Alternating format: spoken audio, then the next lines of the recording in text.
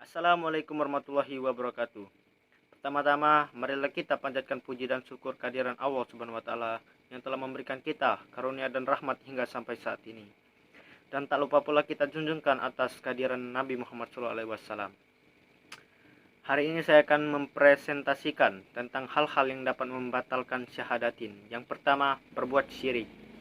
Syirik merupakan salah satu dosa besar yang sangat dibenci Allah Subhanahu wa taala, sebagai firman Allah taala bahwa sesungguhnya Allah tidak mengampuni dosa orang yang menyekutukan Dia dengan sesuatu dan mengampuni dosa-dosa lainnya bagi yang Dia kehendaki.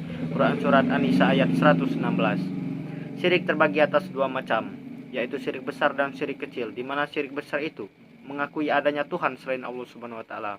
Sementara syirik kecil itu berupa mengakui adanya kekuatan selain Allah taala, yaitu memiliki jimat dan guna-guna dan sebagainya. Yang kedua, murtad. Murtad berarti keluar dari agama Islam. Dengan demikian, hal ini otomatis syahadatnya juga batal dan semua amalan yang dilakukannya selama menjadi muslim akan sia-sia dan tidak dihitung. Yang ketiga, tidak mengkafirkan orang musyrik dan membenarkan mazhab mereka. Dalam Islam sudah dijelaskan orang musyrik adalah orang kafir. Namun, sayangnya perkembangan dunia saat ini justru terbalik, maka hanya dikarenakan ingin disebut kaum moderat atau karena kedekatan hubungan, maka sebagian muslim enggan menyebut istilah musyrik dan kafir bagi orang yang keluar dari Islam. Yang keempat, meyakini hukum tagut. Dalam sebuah riwayat disebutkan Umar bin Khattab mengatakan tagut adalah syaitan. Sementara Jabir menjelaskan tagut adalah tukang tenung yang turun padanya syaitan-syaitan. Sementara hukum tagut adalah hukum yang dibuat manusia, dan saat ini banyak orang yang lebih menggunakan hukum ini dibandingkan hukum Islam. Padahal jika dibandingkan tentunya hal ini sungguh tidak sebanding. Yang kelima, membenci sunnah Rasulullah. Perilaku ini tentunya menjadi salah satu perilaku yang membatalkan syahadat. Sebab bagaimana mungkin seorang mengaku Islam bila membenci sunnah Rasul?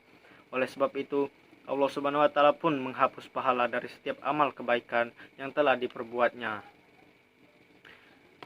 Yang keenam, mengejek atau memperolok agama Allah. Selain membenci sunnah Rasul, tak jarang pula mereka memperolok-olok agamanya sendiri dengan alasan hanya bermain-main dan bersenda gurau. Dengan demikian, perilaku seperti ini sudah membatalkan keislaman mereka. Yang ketujuh,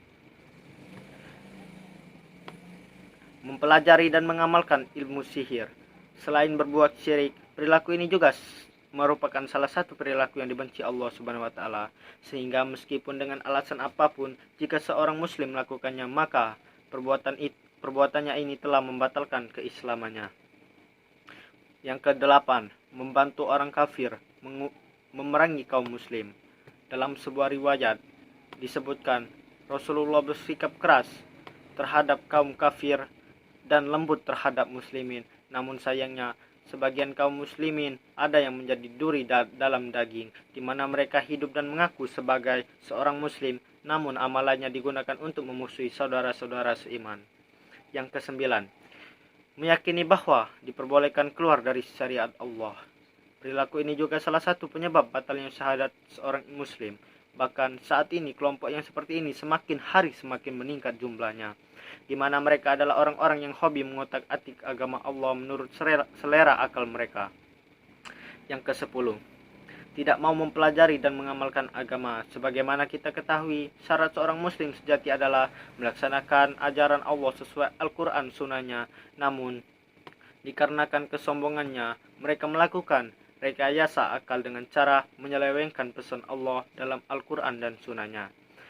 Sehingga perilaku seperti inilah yang dapat menyebabkan batalnya syahadat seorang muslim. Baiklah, cukup sekian presentasi saya kali ini.